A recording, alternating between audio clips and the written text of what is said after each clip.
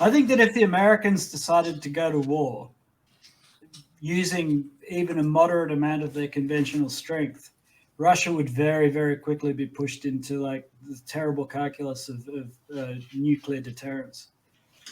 And I then agree on you. I'll agree. that's a diabolical situation. So I think that NATO is very sensibly exercising some restraint here, because really, the irony in all this is no one can afford Russia to lose this war, right? Nobody wants that. Nobody wants the Russians to get desperate. I told you, it's about reducing the prestige of Russia. That's the American goal, the goal of the American government, because we have, of course, the American companies that make a lot of money, but that's another kind of discussion. But from the government, what they need? They don't need Russia to be a prestigious country, and one by one to take over countries to their side. What will happen to Turkey if the Russians win this war? Turkey will go with the Russia. What will happen with Hungary? They will go with Russia. It's like one by one they fail. Bulgaria, but they are also Orthodox. Perhaps Romania or even Greece, Cyprus, Israel. Take it all the way. The EU is not going to exist. The EU will fracture. Yes, and I think it's already the threat of self-destruction of the EU.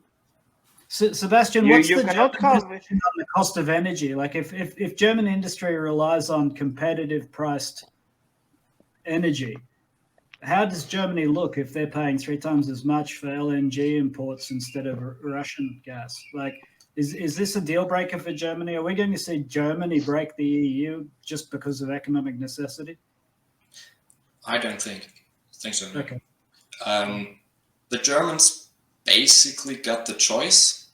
You can either have all the energy you want and have all the industry you want and have the place in the world you have right now, but you have to abandon the Western sentiment, you have to abandon the Western world and be neutral, or you can try to put up with higher prices, higher energy prices, and reduction in industrial output, probably, we don't know that yet, but be part of the Western world.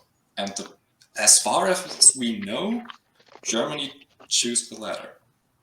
And what I wanted to put forward to your question about the Russians are not being allowed to lose. Well, look at it this way. The Americans have incredibly deep pockets in strategically reserve, in their, I'm sorry, the word is strategic reserves depots, I think. Yeah. Basically, they have hundreds of thousands of guns, artillery rounds, tanks just standing around Bradleys waiting to be basically trash.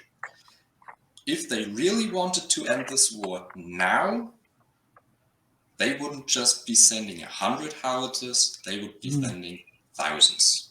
The reasons for that is very simple. They don't want Russia to lose too hard, too quickly, because then the only options the Russians have are nukes. And nobody wants that. I think that's right.